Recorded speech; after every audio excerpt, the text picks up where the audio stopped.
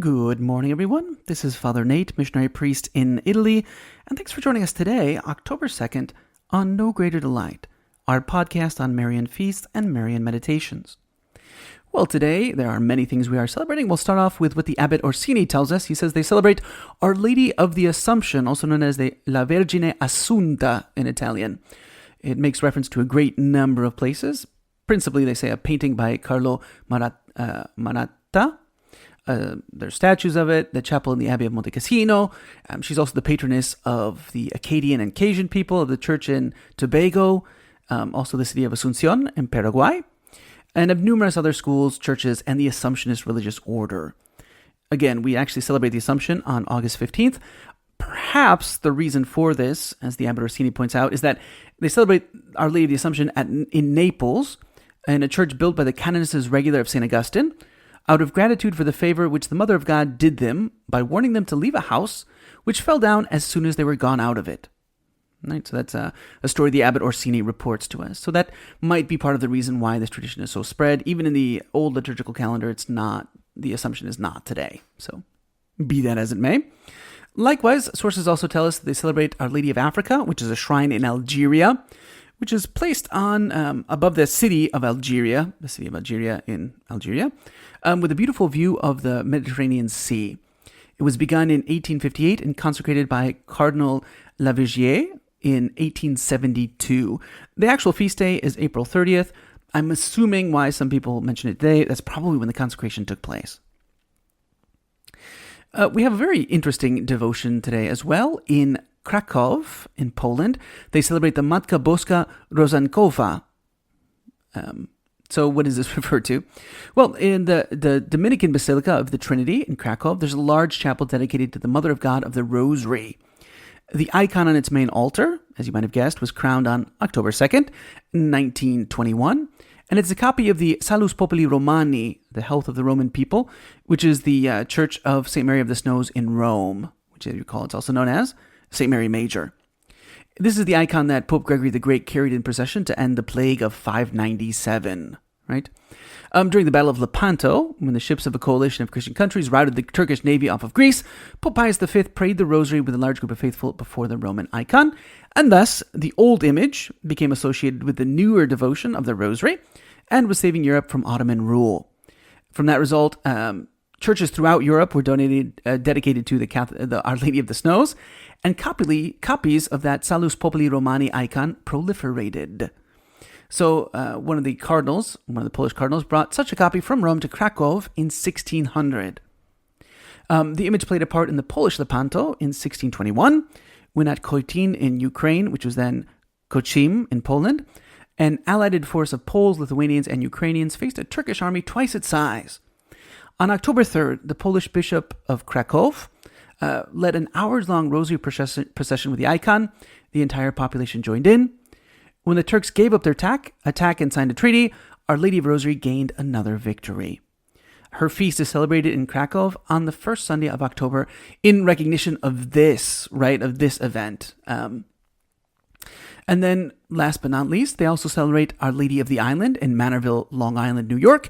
That shrine was dedicated on this day in 1976. And so that's what we're celebrating in the Marian world today on October 2nd. For today's reading from True Devotion to the Blessed Virgin Mary by St.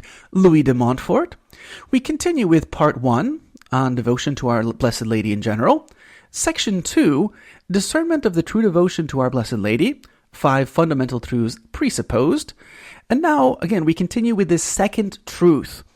Yesterday we talked about slaves and what it means to be a slave of Jesus Christ, and today St. Louis de Montfort will continue on this theme.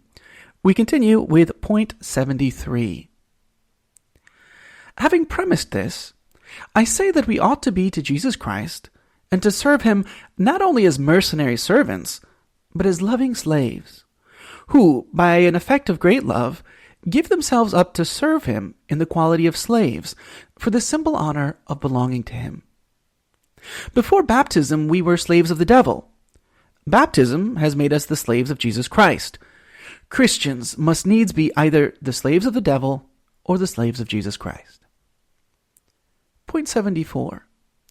What I say absolutely of Jesus Christ, I say relatively of our Blessed Lady. Having chosen her for the inseparable companion of his life, of his death, of his glory, and of his power in heaven and upon earth, Jesus Christ has given her by grace, relative to his majesty, all the same rights and privileges which he possesses by nature.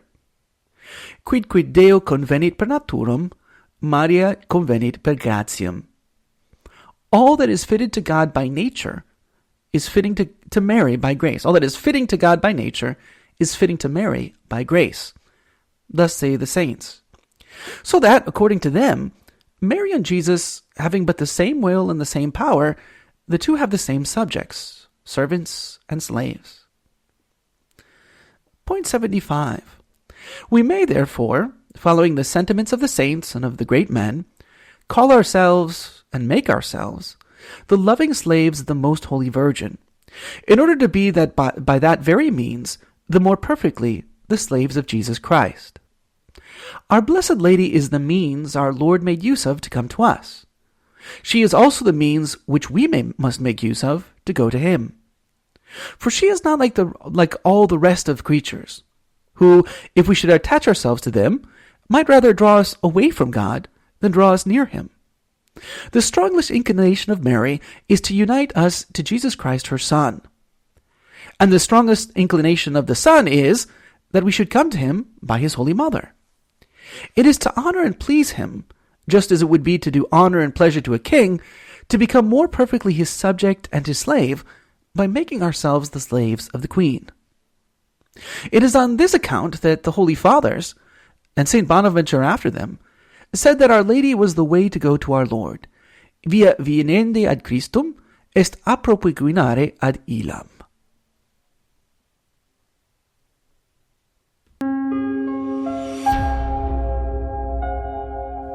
Hello, and we hope that you enjoyed listening to our Marian podcast.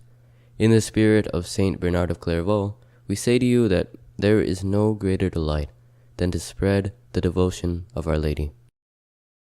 We hope you share these sentiments and encourage you greatly to share with a loved one. Know that you are always in our prayers, and we ask that you keep us in yours. God bless.